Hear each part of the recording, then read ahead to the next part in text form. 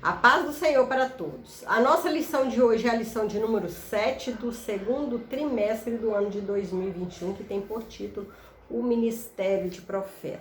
O texto áureo que se encontra em 1 Coríntios 12, 28 nos diz: E a uns pôs Deus na igreja, primeiramente apóstolos, em segundo lugar profetas, em terceiro doutores, depois milagres, depois dons de curar, socorro, governos, variedade de línguas. A verdade prática: o ministério de profeta é fundamental à Igreja de Cristo nos dias atuais. A leitura bíblica em classe, que está em 1 Coríntios 12, 27 ao 29 e Efésios 4, versículo 11 ao 13, nos diz: Ora, vós sois o corpo de Cristo e seus membros em particular. E a uns pôs Deus na igreja, primeiramente apóstolos, em segundo lugar profetas, em terceiro doutores, depois milagres, depois dons de curar, socorros, governo, variedade de língua. Porventura são todos apóstolos? São todos profetas? São todos doutores? São todos operadores de milagres? E ele mesmo deu uns para apóstolos, outros para profetas, e outros para evangelistas, e outros para pastores e doutores, querendo o aperfeiçoamento do santo para a obra do ministério, para a edificação do corpo de Cristo, até que todos cheguemos à unidade da fé, ao conhecimento do Filho de Deus, a varão perfeito, à medida de estatura completa de Cristo. Deus separou profetas, separou apóstolos, doutores, para fazer a obra do Senhor, para continuar o trabalho aqui na terra, angariando vidas, ganhando vidas para o reino do céu, pregando o evangelho e falando a palavra do Senhor, pregando a santa e gloriosa palavra do Senhor. Enquanto estivermos aqui na terra, não seremos 100% perfeitos, pois a cada dia nós morremos para alguma coisa. Alguma coisa nós deixamos de fazer. Só alcançaremos a perfeição quando Jesus vier nos buscar. Então, estaremos 100% santos. O ministério de profeta é um dom de Deus para a igreja atual. O profeta é chamado para falar segundo o coração do Pai. Nem sempre sua mensagem é aceita. No Antigo Testamento, alguns sofreram perseguições terríveis por trazer aos israelitas a mensagem divina. Em o Novo Testamento, os profetas não perderam a preeminência. Eles, juntamente com os apóstolos, eram as colunas da igreja. Atualmente temos a Bíblia, a profecia maior, porém o Senhor continua a levantar e a usar seus portas-vozes para revelar a sua mensagem ao povo de Deus. O ministério de profeta é altamente importante para os nossos dias, pois, de acordo com o ensino de apóstolos, tal ministério tem um valor excelso para a igreja, de qualquer tempo e lugar.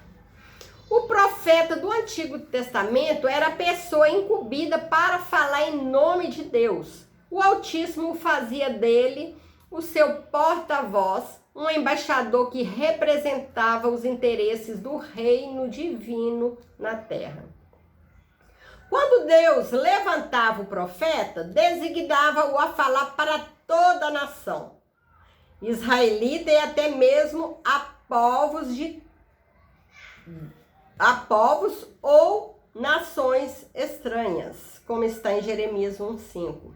Ao longo de toda a história veterotestamentária, o Senhor levantou homens e mulheres para profetizarem em seu nome. Samuel, o último dos juízes e o primeiro dos profetas para a nação de Israel. 1 Samuel 13, 19 e 20, Elias e Eliseu, 1 Reis 18 a 46, 2 Reis 2, 1 ao 25, a profetisa Uda, 2 Reis 22, 14 e 20, e muitos outros como os profetas literários Isaías, Jeremias e Daniel. Através da inspiração divina, o profeta recebia uma revelação que desvendava o oculto, anunciava juízos, emitia conselhos e advertências divinas. Expressões como veio a minha palavra do Senhor, e assim diz o Senhor, eram fórmulas usuais para o profeta começar a mensagem de Deus. Segundo Jeremias 1:4, Isaías 45:1. Símbolos e visões também eram formas de Deus falar através dos profetas ao seu povo. Jeremias 31:28, Daniel 7:1. O profeta também exerceu um importante papel de conselheiro na história do reinado de Israel. Contudo, após a divisão do reino de Israel, o profeta passou a ser perseguido, pois sua profecia confrontava diretamente a prepotência da nobreza, a dissimulação dos sacerdotes e a injustiça social. Jeremias 1, 18 e 19. O profetismo. De acordo com o dicionário teológico da CPAD, o profetismo foi um movimento que surgiu no período aproximado do século 8 antes de Cristo, tanto em Israel quanto em Judá. O objetivo desse movimento era restaurar o monoteísmo hebreu, combater a idolatria, denunciar as injustiças sociais, proclamar o dia do Senhor e reavivar a esperança messiânica. Foi nesse tempo que os verdadeiros profetas em Israel foram cruelmente surrados, presos e mortos. Como já vimos em Efésios 4:11, são mencionados 5 ministérios que exerciam papéis fundamentais na liderança da igreja antiga: apóstolo, profeta, evangelista, pastor e doutor. Não por acaso o termo profeta aparece na segunda posição da lista apresentada em 1 Coríntios 12, 28, Efésios 4:11. O profeta é identificado 3 vezes na epístola aos Efésios, como alguém que acompanhava os apóstolos. A Bíblia afirma que os concidadãos dos santos e da família de Deus estão edificados sobre o fundamento dos apóstolos e dos profetas. Efésios 2, 19 e 20. Aqui a Bíblia denota a importância do ministério de profeta na liderança da igreja no primeiro século. Seu ministério no Novo Testamento não consistia em predizer o futuro, adivinhar o presente ou ficar fora de si. De acordo com o comentário bíblico pentecostal Novo Testamento, o profeta neotestamentário era dotado por Deus para receber e mediar diretamente a palavra do Altíssimo. Apesar de ele algumas vezes predizer o futuro, conforme instrui-nos a Bíblia de estudo pentecostal, seu ofício consiste em proclamar e interpretar a palavra de Deus, por vocação divina, com vistas à admoestação, exortação, ânimo, consolação e edificação da igreja. Atos 3, 12 ao 26, 1 Coríntios 14, 3. Era dever do profeta do Novo Testamento, assim como para o do Antigo Testamento, desmascarar o pecado, proclamar a justiça, advertir do juízo vindouro e combater o mundanismo e frieza espiritual entre o povo de Deus, como está em Lucas 1, 14 ao 17. Por causa da mensagem de justiça que o profeta apresenta em tempos de apostasia e confusão espiritual, inclusive na igreja, não há outro jeito. Ele fatalmente será rejeitado e perseguido por muitos. A função do profeta do Novo Testamento é apresentada por Paulo no mesmo bloco de versículo em que ele menciona os 5 ministérios em Efésios. Ou seja, o profeta é chamado por Deus a levar a igreja de Cristo a uma plena maturidade cristã. Pois, como um organismo vivo, a igreja, o corpo de Cristo, deve desenvolver-se para a edificação em amor. Para que tal seja uma realidade, os profetas do Senhor devem desempenhar bem suas funções, capacitados e dirigidos pelo Espírito Santo. Os profetas permaneciam à igreja apostólica e tinham um ministério específico de declarações inspiradas. Enquanto os apóstolos e evangelistas levavam o evangelho ao mundo não regenerado, os profetas tinham como missão consolar, edificar, exortar as várias igrejas.